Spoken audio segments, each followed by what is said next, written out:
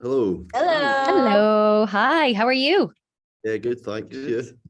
Good, good. I'm Tara, by the way. Lovely to meet you. How's things? Yeah, Good. good. I've been busy day. Busy Busy day day. by the sounds of it. She was just Busy. telling me that you guys were in studio working on your next banger. Is there anything you might be able to tell me a little bit about that? Is the secret out, or are you keeping a hush hush for the next while? I think I'll keep this one quiet. Sorry, but I have to do That's okay. I just thought I'd go straight in with the awkward question. Why not? Why you got to do it? I respect that. But listen, lads, thank you so much, obviously, for chatting to me today. Obviously, huge congratulations on the tune. You're number one for what, 3 weeks now over in the UK. You're number two over in Ireland. Like, what is actually going through your head at the moment? It's impossible to sum up, honestly. Like we've been trying to answer this question for weeks. We both keep We like, still can't get a good answer that sums it know. up. It's been going 100 miles an hour. I know. It's obviously amazing, but it's hard to like go any further than saying that because it's just too difficult to explain. I said maybe next year when we're sitting about, but mind that time we're number one. That I makes know we might click in then. I know. You could still be number one. You never know. Oh, You yeah, could maybe have the I- same. Yeah, let's set the bad We- vibes we- here. we You know could who's still be number one. number one next year. I know. Yeah, yeah. And obviously you took a sample from Silk's I Can't Stop. And that's kind of a bit of a trend in the music industry at the moment. Did you intentionally hop on that trend, or you just really liked the sound of the song and wanted to incorporate it into one of your own? We've been, I think sampling was like really the first thing that we got into when we were like teenagers. It was like something that we started doing because it was really accessible and stuff like that. So it's something we've always done. We never took inspiration from anyone recently or that. It's always just been something we've done. But it's common in a lot of music nowadays, which is good. Yeah, I think it came along at the right time. Everybody seems to be doing it, but it's a trend I think that a lot of people are really loving at the moment because there's kind of almost, you feel a bit of a comfort in kind of reinventing an older song and kind of giving it the 2022 treatment. It's just fun as well. Most important, it's just that it's fun. Like obviously you really like the music and you're like, oh, what can I do with that? Let's see what we can do with that. And then you get to do a wee brain work and then it just makes it more fun, a bit more relaxed. Because if you're writing original stuff and we get stuck, we always just go back to sampling because like so we're keeping busy, but it's fun. There's like a we go to like stay. Yeah, and like you say, it's comforting because obviously like it goes back generations and like old people know that like might know the actual original version, and then but it's catchy enough that people born like 15 years ago might still like like into it. So it spans over so many years, which I think is why it caught on so well as well. It's for the generations. Yeah, and you know what though? I wonder, was there kind of anything going on in the back of your mind where maybe that older generation who did know the original tune, was there a certain amount of pressure from sampling songs that already did so well? I definitely, because it's we always like love the originals, and you always want to like respect it as much as you can because obviously it's like so classic, and you always want to do it justice. So hopefully we have, but you don't take it lightly that this music is like respected and it's done so well in the past. So it's something we're cautious of, if you know what I mean. Don't want to ruin it. No, you definitely didn't ruin it. I mean, it's what, number one, number two. It's gotten so many global streams. Like you can safely say now that you tick that box. You respected the song. You brought it to a new level. It's fine. But no, like how did you guys meet first of all, and how did you decide that you wanted to give music a go? So we obviously we grew up through music, and then when we were about, I think it was 20 years old, I'm maybe 19, we went into this DJ collective, and then we got to know each other from there, and then realised we liked the same music, and then we always got to do back to back together on like some club nights, and then I just really enjoyed it, and it took the pressure off it because we get really nervous and all. We were wimps, so it took the stress of like doing it alone. So then we just decided 2019 will be LF System. So that's how it is. Yeah. We used to be under our single like just names, so we thought we'd join them together. What was it, a play on your surnames, like how you came up with the last name? That's right. That's right. It's very creative. Really creative. That's what I was thinking. I was like, So I was Yeah. looking at your surnames and I was like, surely maybe it's not that obvious, but maybe it is.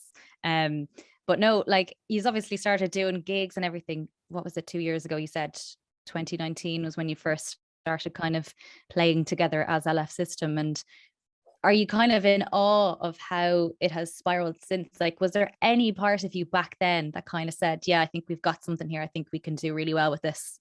I think but it's always something that we've been like, you dream of it and you think like, you see people touring the world and like you go to nightclubs and see these people and you're like, I wish we could do that.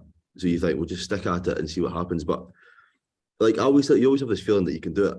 But now it's actually happening. It's like you forget that this is what you've been wanting to do. So but it's amazing. It's like what you've always wanted to do. So it's brilliant.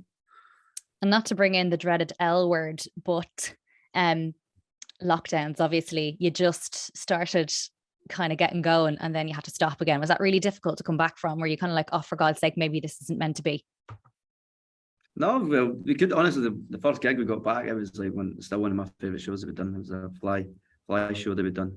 And because there was nothing else to do except for make music, so we just kept churning out new music. And so when we finally opened all back up again, we had so much stuff there ready to go, so we're still in party mode the minute it opened up. I know. I was actually quite fortunate in the lockdown because I actually done this like the world of good, which is like obviously you can't say the same for everybody. So we were very fortunate that it actually was helpful for us. We made so much music. So it obviously kind of found a place on TikTok as well, which everybody was obsessed with during lockdown as well. Do you feel like kind of social media platforms like that really help kind of new artists today? I definitely. TikTok's like, it's mad how like influential TikTok is on like. I know.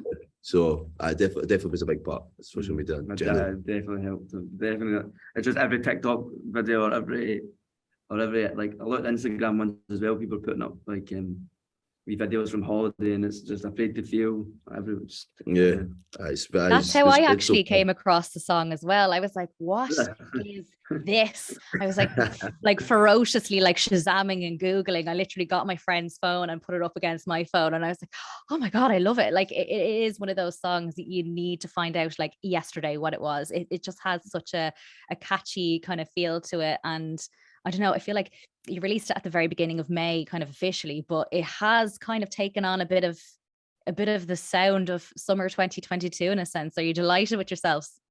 Aye.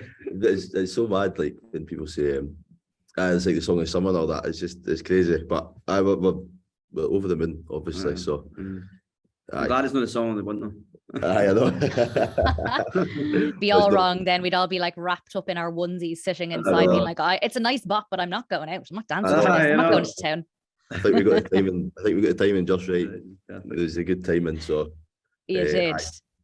Definitely. And it's gotten like huge support as well. Like, you know, alongside the likes of, you know, developing wings on TikTok, it kind of developed quite naturally on that social media side. But the likes of Clara Amfo on Radio 1, you know, she obviously dubbed it her hottest record. And then you then have Fatboy Slim and the likes of Carl Cox, they're asking for official remixes. What does that level of support mean to you? It's crazy. It's crazy because like we thought it was a joke when we got asked to do the Carl Cox and Fatboy Slim remix. We're like, who's at it? Who's playing a wee joke here?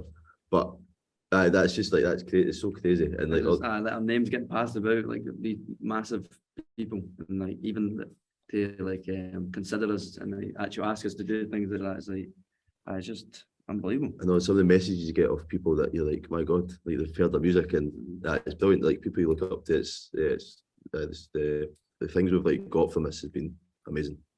Yeah, and I think as well, like knowing that people are so like sharing it so widely, you know, coming to your gigs, they feel so obliged to tell you how good the song is just by like, I don't know, sliding into your DMs or just, you know, putting it up on their story or whatever it has to be. But I saw your Instagram story of you guys in Amnesia in Ibiza, and I swear to God, it was like the crowd's faces were just blue, screaming the song back at you. Was that a bit of a like goosebump inducing moment? Could you believe it was even happening? That was a pinch me moment for me. I was just like looking and like I was like, how is this real?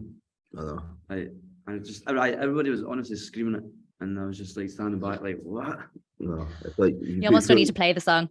I know they pulled the volume down. It's like I felt like the whole place was singing it, and it was like you don't even need to play it. Everyone knew all the words. It was just that was a proper like special moment, definitely. And obviously, you know, you're touring all over the UK. You're going to Europe as well. Do you have, you know, any plans for a Dublin gig? I know you're going to Belfast and Galway, but you've just sidestepped us for some reason. Oh, I don't know why, but we definitely want It's to come. rude. It is rude. I know. It is rude. I think if there's a list, then you need to book us. I know, right. I know, please, we're begging here to get us to Dublin, please. But I'm sure we'll be there soon. But I've got a couple of other gigs, but we're all over the place, basically. But it's exciting. And I know you mentioned obviously that you're working on music at the moment. Do you kind of feel the pressure to match the success of Afraid to Feel, or are you just kind of like, look, what will happen, what will happen, and we'll just roll with it at this point? Just roll with it. Just see what happens. I don't want to think about it too much, but as long as we like it and we have fun, which we are, then that's all that matters. But we'll just see how it goes. Hopefully TikTok gets big again. Yeah, exactly. Just drop it in there and be like, I'll let it do its magic.